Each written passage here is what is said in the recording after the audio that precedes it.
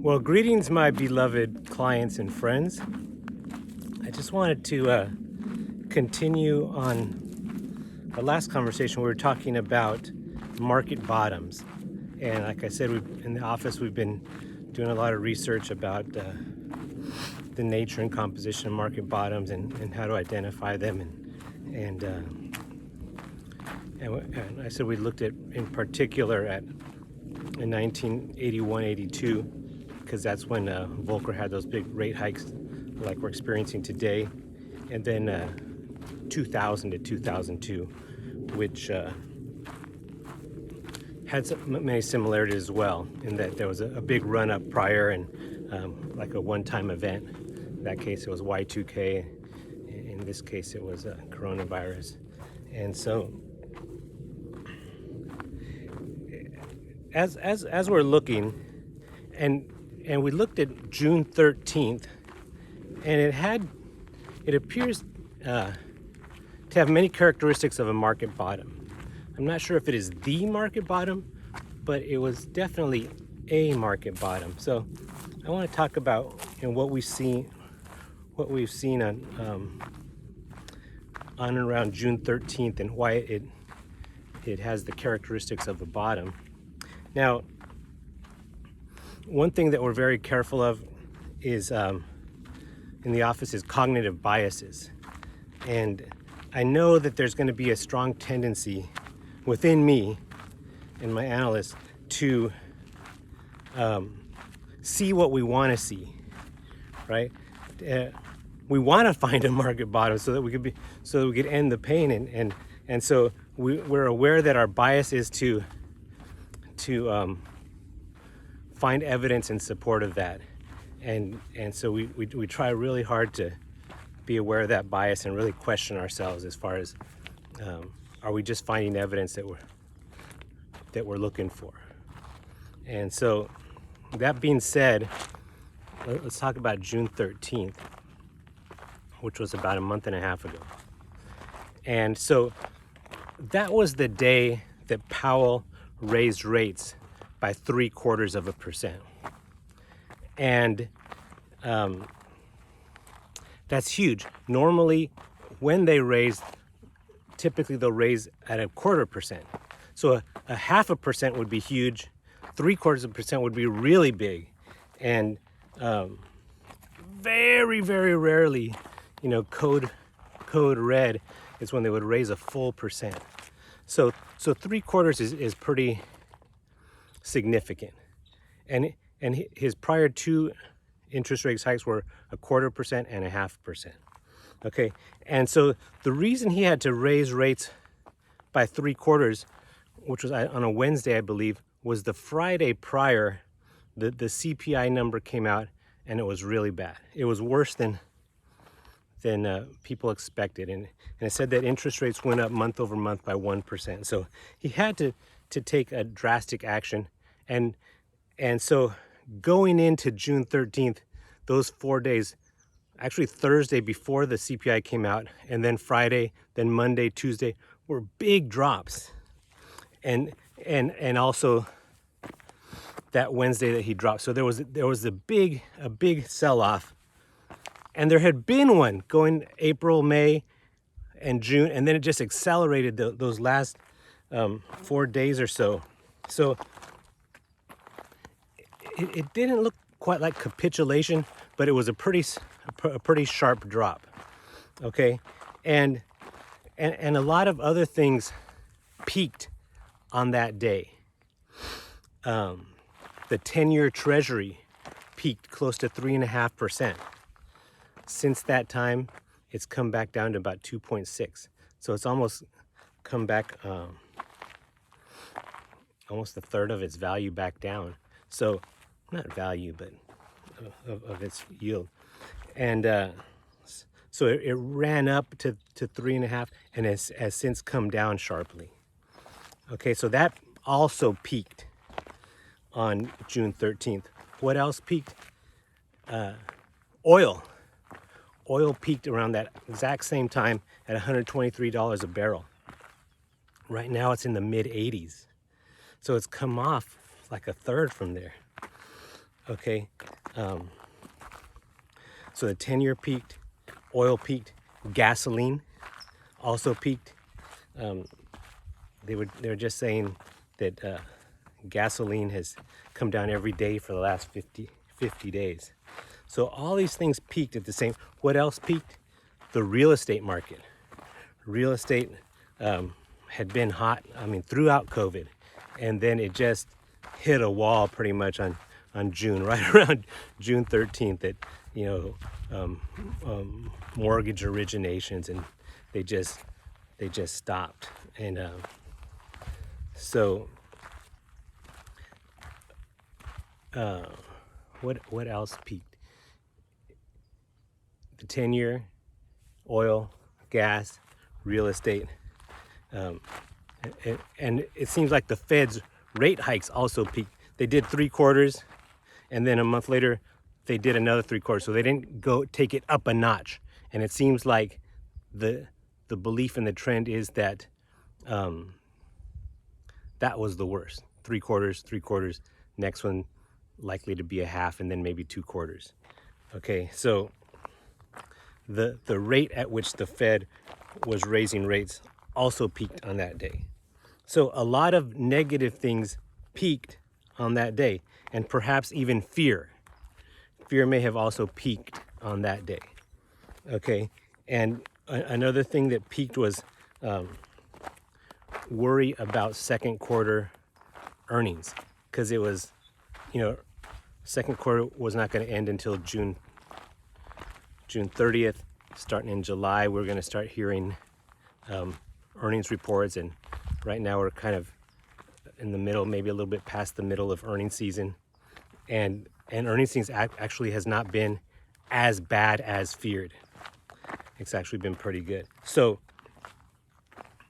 but if we look at June 13th, there was a lot of fear about earnings. So all these negative things seem to peak at that time and have come down drastically since then. We said the 10-year has come down drastically since then. Oil has come down drastically since then. Gasoline has come down drastically since then. Real estate has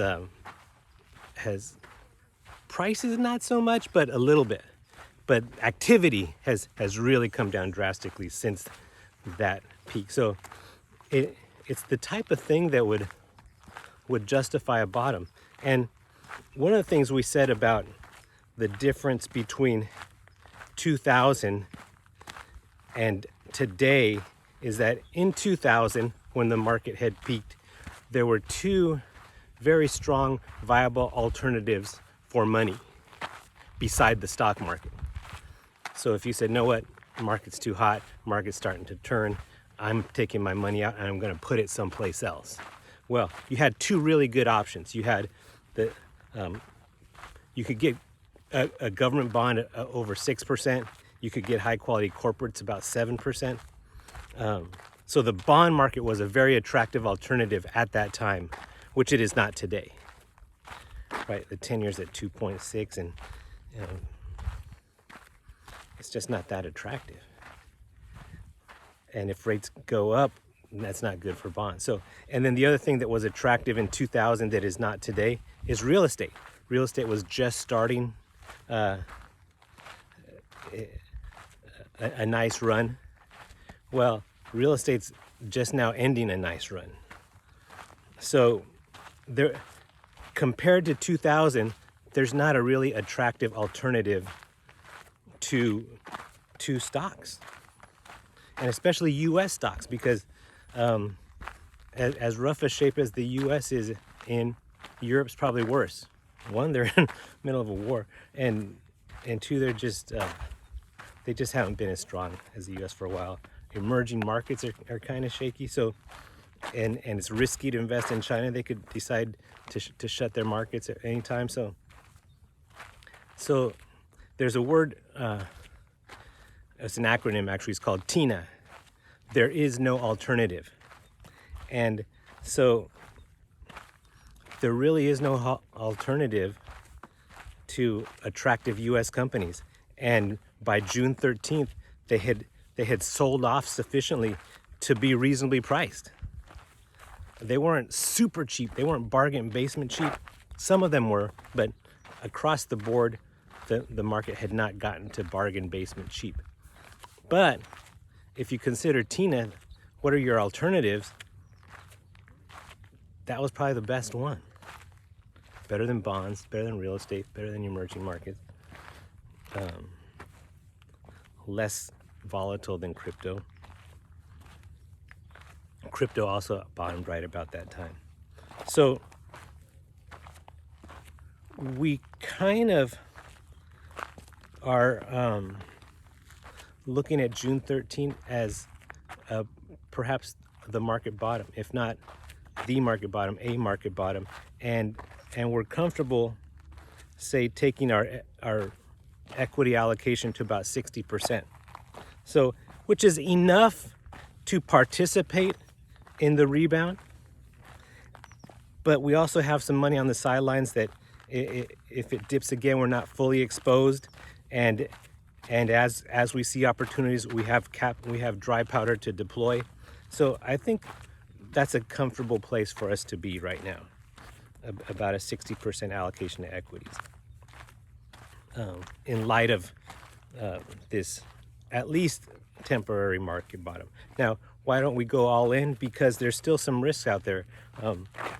There's still the war in Ukraine, and Russia is not in a terrible position.